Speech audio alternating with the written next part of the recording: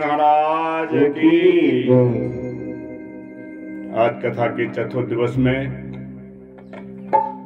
आप लोगों के बीच में हमारे संत भगवान विराजमान हो चुके हैं। मैं संत भगवान से कहूंगा कि अपना आसन ग्रहण करें आकर के। जो संतों का आसन इधर है, आप आए विराजमान हो, अपने आसन ग्रहण करें।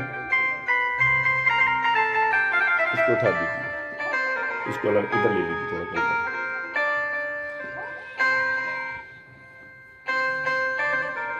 और जहां जिस घर में संतों के चरण पड़ जाते हैं वो घर पवित्र हो जाता है। और जहां कहीं कथा भागवत होते हैं वहां संत भगवान पहुंच जाए तो कार्यक्रम बहुत ही संपूर्ण विधि से होता है।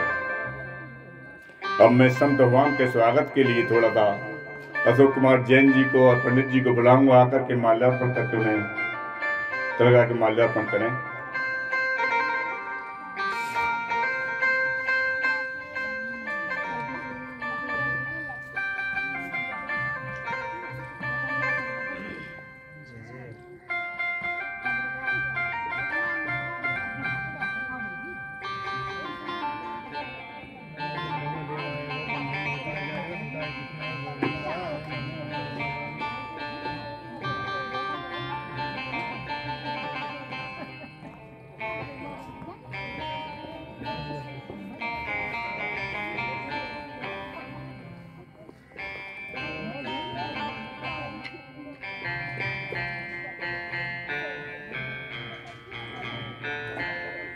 बोल संत भगवान की। आप लोगों के बीच में इस कथा भागवत के माध्यम से बहुत उच्च कोटि के और सनातन धर्म की रक्षा में प्रयासरत कभी कहीं पूर्ण रूप से प्रयासरत है। सनातन धर्म की रक्षा के लिए ब्राह्मण ही करते रहते हैं संत भगवान हमारे।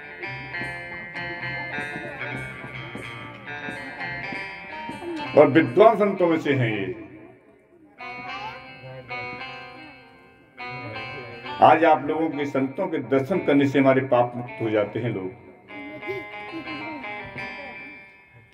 बच्चों, हमने क्या कहा था भी कि जो बच्चे ज्यादा ऊधम मचाते घूमते हैं वो कौन होते हैं? तो बस बंदर होना तो घूमिए, चुपचाप शांति से बैठ जाइए। बेटा कुर्सी बीच में मत डालिए, पीछे डालिए। बैठना है तो कुर्सी पे, कुर्सी को वहां से उठा दीजिए तरफ। आज कथा का चतुर्थ दिवस है। कल कथा का विराम कहाँ हुआ था? परीक्षित जी, कल कथा का विराम कहाँ हुआ था? मुकेश जी, कल कथा का विराम कहाँ हुआ था शाम को?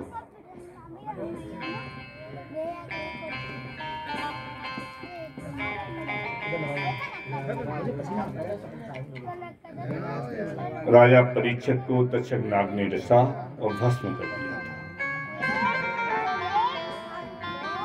अब कथा वहां से आगे चलती है। तक्षक ने परीक्षित को क्यों डसा? परीक्षित तो बहुत बड़े धर्मात्मा राजा थे, फिर ऐसा क्या कर्म बना जिसके कारण डसना पड़ा? ये मृत्यु लोक है, पृथ्वी लोक है और भोग लोक है। जहां पर जो आदमी जिस तरह के कर्म करेगा उसका भोग भोगने के लिए यहाँ आना पड़ेगा, तो भोग उसे भोगना पड़ेगा। बिना भोगे से मुक्त नहीं हो सकता है वो। राजा परीक्षित बहुत बड़े धर्मात्मा राजा थे, परंतु उसे एक कर्म हो गया था, कर्म नहीं जो अकर्म हो गया था। धर्म के चलने वाले थे पर वो एक समय अधर्म के रास्ते पे चल गए, और जो अधर्म के रास्ते पे चलता है उसका पतन होता है।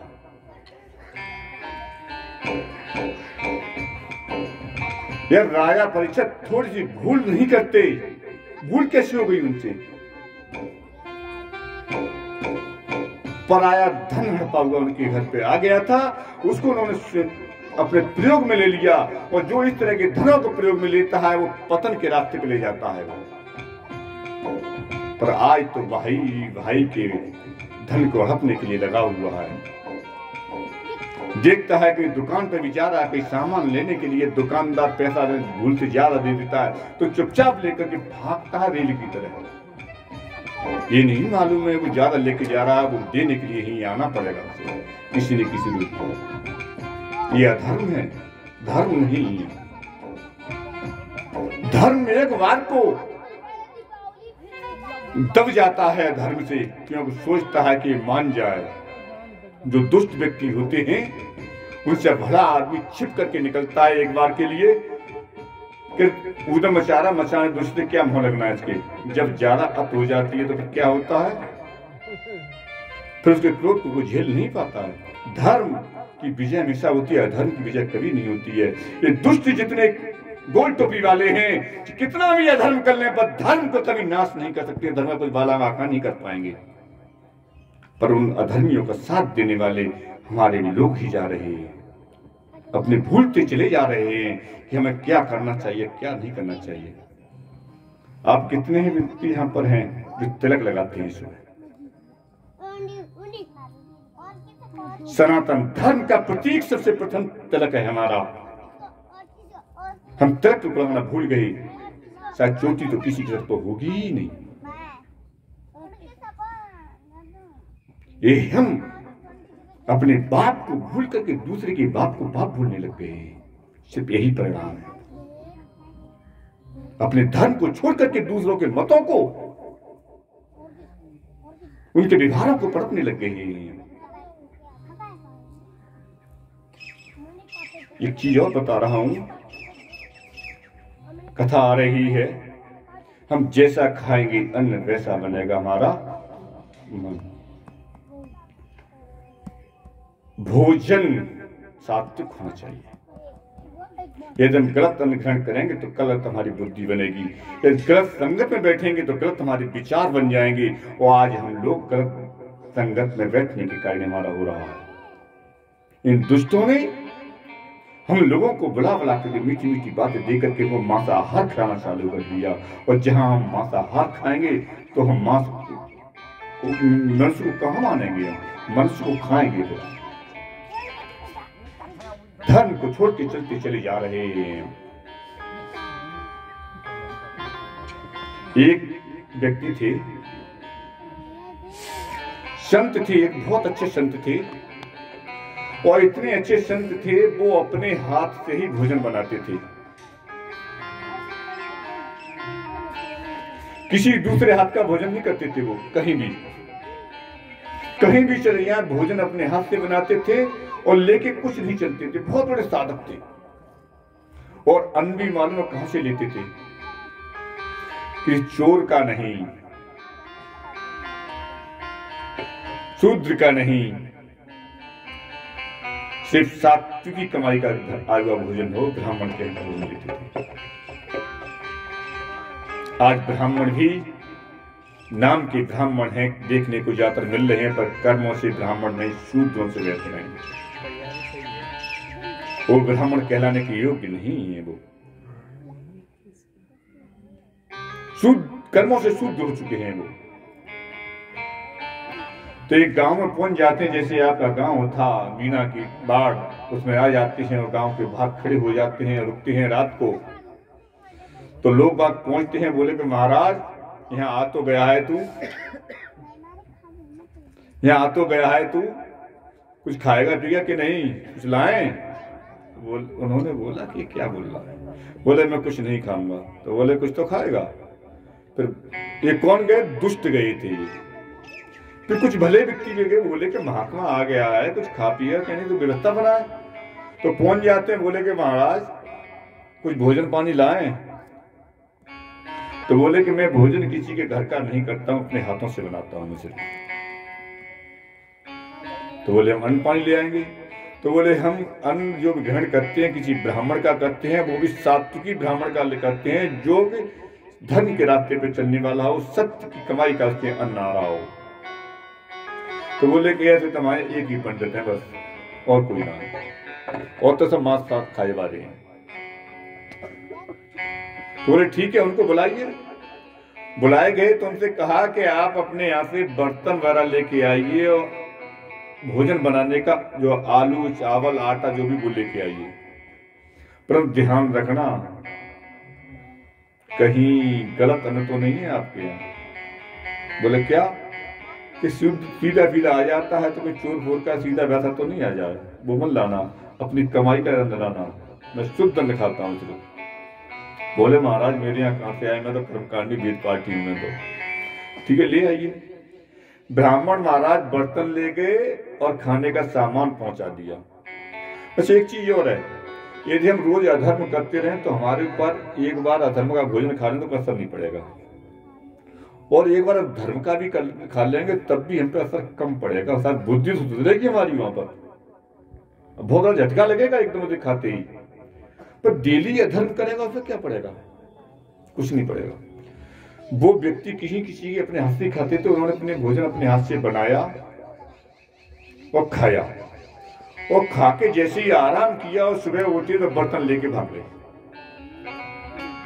अब देखिए कहां सात्विकी महात्मा, और बर्तन लेके भाग गया और बर्तन लेके चला गए। अब तो बर्तन कभी रखते नहीं हाथ में, फिर लंगोटी के अलावा उन पर कुछ नहीं था, एक लंगोटी कमंडल था और कुछ नहीं था। अब बर्तन गोली बांध कर कमंडल लटकाए फिर रहे हैं। मनुष्य के पेट में 8 दिन तक अन्न का असर रहता है। जो आज हम खाएंगे वो उसका असर हमारे मन अंदर 8 दिन तक रहेगा, मन तक पहुंच जाएगा 8वें दिन तक पूरा। 8वें दिन के बाद मन से निकलेगा। 8 दिन तक महात्मा चलते रहे, बर्तन अपने साथ रहे और खाते रहे पीते रहे। 8 दिन बाद जब उस अन्न का असर खत्म हुआ तब उनकी बुद्धि तेज हुई। मैंने ये क्या, मैं बर्तन किसके लेके आ गया, क्यों ले आया, और मैं चोरी करके लाया हूं, तो बड़ा रफ किया मैंने। अब महात्मा वहां से लौटते हैं वापिस, 15 दिन हो गया लौटते समय, और जैसे ही काम के बाहर आए तो लोग कहते हैं अरे वो महात्मा आ गया, देखो बाबा आ गया जी, तो बर्तन उठा ले गया था, पंडित जी के लेके चला गया था। तो बोले कि हाँ ले गया था, पंडित को बुला के लाओ पहले। बोले कि चोर चोरी और सीना चोरी कर लेगा, और कह रहा पंडित को बुला के लाओ पहले। लोगों ने कहा कि चलो पंडित जी बुला रहे हैं तुमको। महात्मा आ गया बर्तन लेके, तो बोला कि ये बता तेरे यहां से जो अन्न आया था वो किसका था, तू चोरी करता है क्या? कि नहीं महाराज। क्या बस चोरी करता है तू? कि नहीं महाराज। तो अन्न किसके यहां से आया था? अन्न चोर का था, मेरे यहां जो आया था। तो बोला ऐसा तो नहीं हो सकता कि जा अपनी पंडितानी को पूछ किया तेरे घर में कोई चोर अन्न दे गया है, मुझे खाने को दे गया। तो पंडित जी दत्ते रखवाते आए, जब बेइज्जती हुई कि मैं चोर हो रहा हूं मैं, तो आके पंडितानी को पूछते हैं कि भाई तेरे यहाँ कोई उधर सीधा तो नहीं दे गया 8 दिन पहले? कि नहीं कि नहीं, कुछ सीधा दे गया तो बता मुझे। अब पंडितानी क्यों नहीं बता रही थी? वो जिसके यहाँ से सीधा आया था उसमें दक्षिणा ज्यादा थी, उसमें दक्षिणा थी ज्यादा, दक्षिणा जी में छिपा ली। बोले पंडित जी को बतानी पड़ेगी, सीधा बताऊंगी दक्षिणा आई है। वो दक्षिणा छिपाने के लिए उन्होंने नहीं बता रही। बोले कि बता दे कुछ मुझे। तो बोले कि हाँ आया तो था। कि किसके यहाँ से? कि वो एक खटीक था, उसके यहाँ से आया था। वो खटीक कौन था? शूद्र कौन हुआ? जो अत्याचार करता है, कत्ल करता है, मांसाहार काटता है, वो ये शूद्र है। इस समय वो असुर है, और वो चोरी भी करता था। अत्याचार करने के कारण, मांस काटने के कारण हाथों से काटा, उस हाथों से देने गया और चोरी करता था, इसलिए महात्मा की बुद्धि चोरी की हो गई। तो ये कहा गया है ना कि जैसा हम अन्न खाएंगे वैसे हमारी बुद्धि होगी। तो आज हम अन्न गलत खा रहे हैं। कैसे गलत खा रहे हैं? पहले हम लोग अपने घर पे बना करके खाते थे, आज दुकान पर जा रहे हैं, पता नहीं कौन किस तरह का बैठ के आया है, 4 दिन से नहाया है कि नहीं नहाया है, लेटे करके सोच के रात करके नहाया कि नहीं नहाया है, तो अशुद्ध तो है ही वहां पर। उसका अन्न हाथ का खाएंगे तो हमारी बुद्धि उसी तरह की हो जाएगी। इसीलिए आप लोगों की बुद्धि, हम लोगों की बुद्धि बिगड़ती चली जा रही है। इसलिए खाने में पहले सबसे पहले अपना परिवर्तन कीजिए, अपने में शुद्ध खाना खाइए। जो भी कुछ खाना अपने घर बना के खाइए, मार्केट का बंद कर दीजिए। और मार्केट में कौन है? ये वही गोल टोपी वाले जो मांस काटने वाले हैं, वो रेत काटते हैं, वो है। आपकी बुद्धि तो बेकार हो ही जाएगी। इसलिए मार्केट का भोजन ग्रहण कम कीजिए।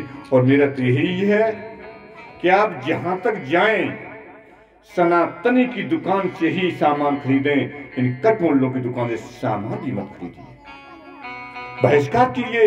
यदि अपने को बचाना है तुम्हें, तो यदि नहीं बचाना है तो आप तो बच गई, पर आपकी जो बेटियां हैं इनके चेहरे पे बुर्के पड़े होंगे, वो आपके बच्चों के खतने हो रहे होंगे। इस समय आने वाला है, क्योंकि इनकी आर्थिक स्थिति हमें कमजोर करनी है। हमारा एक हिंदू या सनातनी 10 पैसे ज्यादा ले रहा है, उससे हम सामान खरीदना चाहिए, इनसे नहीं खरीदना चाहिए। वो आज ये लोग हमको, हमारी आर्थिक स्थिति हमारे धन से ही हमको लूट रहे हैं।